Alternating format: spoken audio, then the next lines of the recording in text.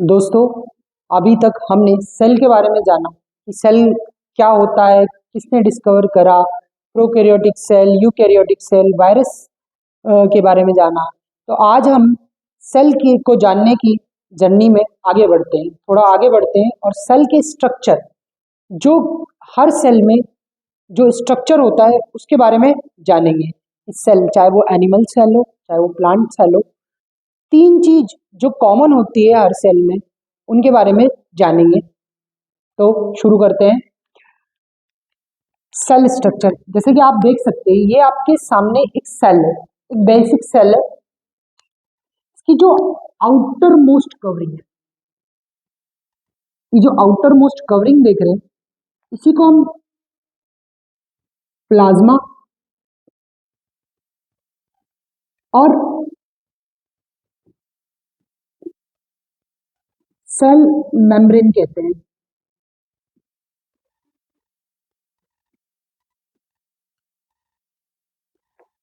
ये जो आप जेली लाइक स्ट्रक्चर, जेली, इसके अंदर जेली लाइक स्ट्रक्चर होता है जिसको हम बोलते हैं साइटोप्लाज्म।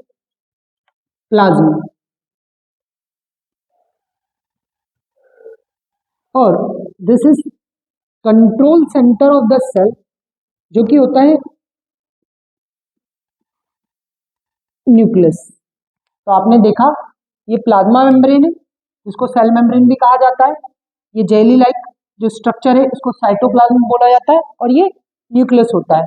मैं आपसे जानना चाहूंगा कि न्यूक्लियस की डिस्कवरी किसने करी थी, ये प्लीज कमेंट में लिखिए। अब हम धीरे धीरे तीनों चीजों के बारे में जानते हैं। सबसे पहले जिसके बारे में आपको जानना है वो है प्लाज्मा या फिर cell membrane.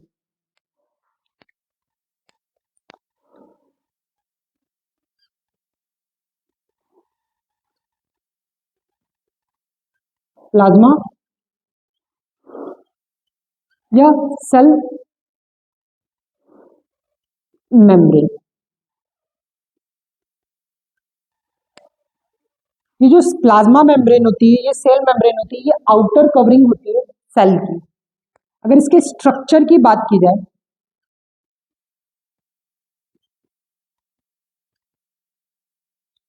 It is thin elastic living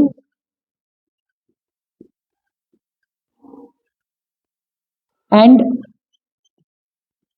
delicate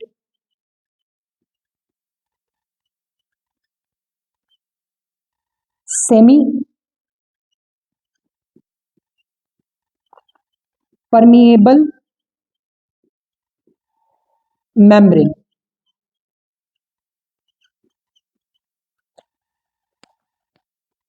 it is thin elastic and living and delicated semi permeable membrane. ये एक थिन इलास्टिक और लिविंग, ये जिंदा होती है, लिविंग सेल है। It is not like Robert Hooke की डेड सेल की तरह नहीं है। ये एक सेमी परमेबल मेम्ब्रेन है। यहाँ पे सेमी परमेबल मेम्ब्रेन, ये सेमी परमेबल मेम्ब्रेन का मतलब क्या होता है? सेमी परमेबल मेम्ब्रेन का मतलब ये हुआ कि सिलेक्टिव चीजों को सेल के अंदर और सेल के बाहर जाने देती है।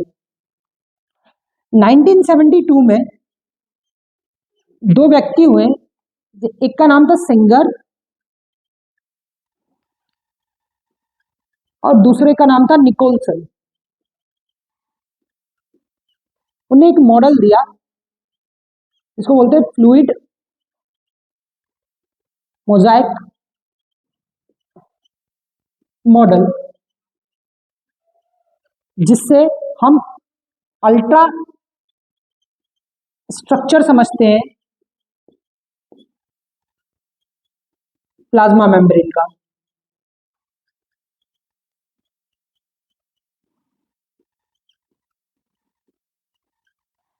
नाइनटीन 1972 में सिंगर और निकोलसन ने एक मॉडल दिया जिसको बोलते हैं फ्लूइड मोजाइक मॉडल, जिसके थ्रू हम अल्ट्रा स्ट्रक्चर समझते हैं प्लाज्मा मेम्ब्रेन की। वहीं अगर मैं बात करूं इसकी साइज की, साइज मेनली इसकी थिकनेस की,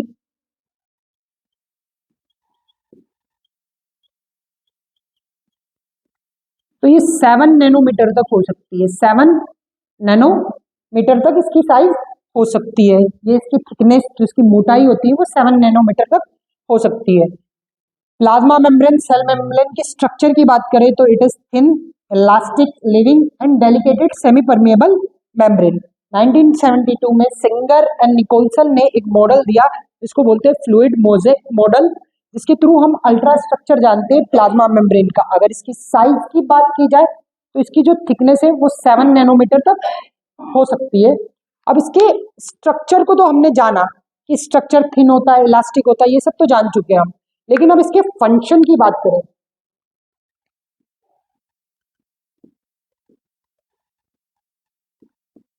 फंक्शंस ऑफ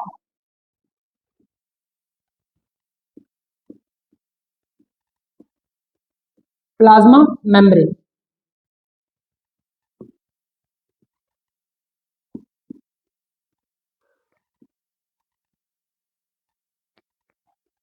अगर प्लाज्मा मेम्ब्रेन के फंक्शन की बात करें तो इसका जो पहला फंक्शन होता है, ये सेल को उसके एक्सटर्नल इन्वायरमेंट से सेपरेट करता है।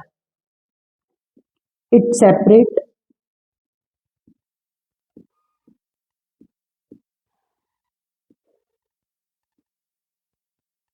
Cell from external environment.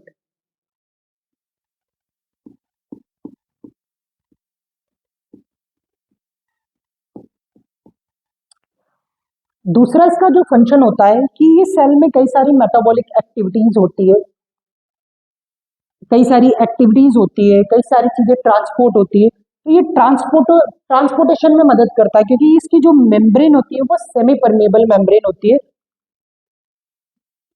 So it helps in the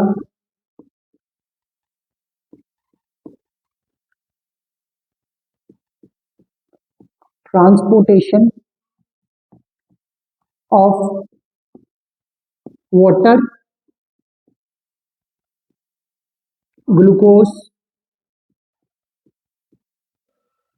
end amino acids, gases like O2 and CO2 through semi through SPM।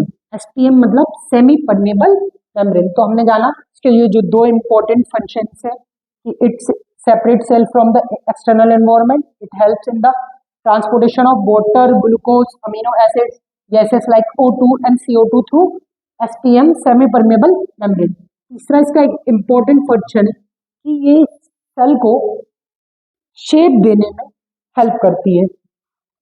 It provide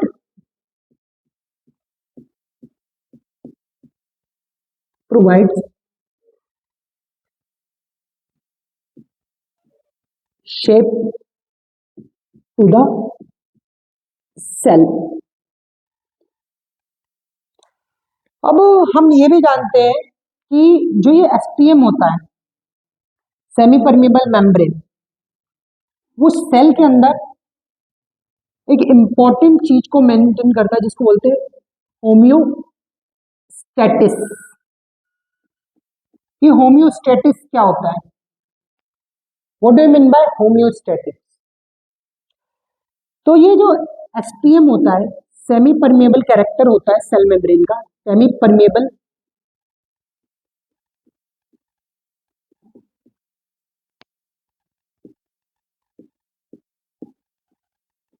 character होता है, वो सेल के बाहर के एनवायरनमेंट से सेल के अंदर के एनवायरनमेंट को कांस्टेंट रखने में मदद करता है, और इसी को हम होम्योस्टैटिक्स बोलते हैं।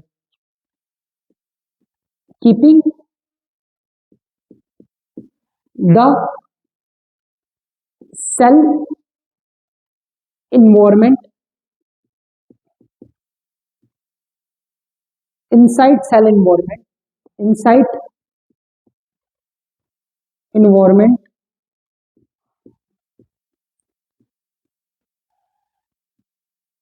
constant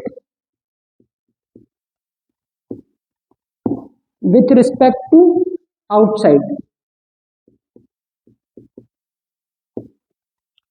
मतलब सेल के जो अंदर के कंटेंट है, वहाँ का जो टेम्परेचर है, वहाँ की जो एट्रीब्यूट्स है, स्पेसिफिकेशन है, उसको ये बाहर के एनवायरनमेंट से कांस्टेंट रखता है। इसी चीज को हम होम्योस्टैटिस कहते हैं।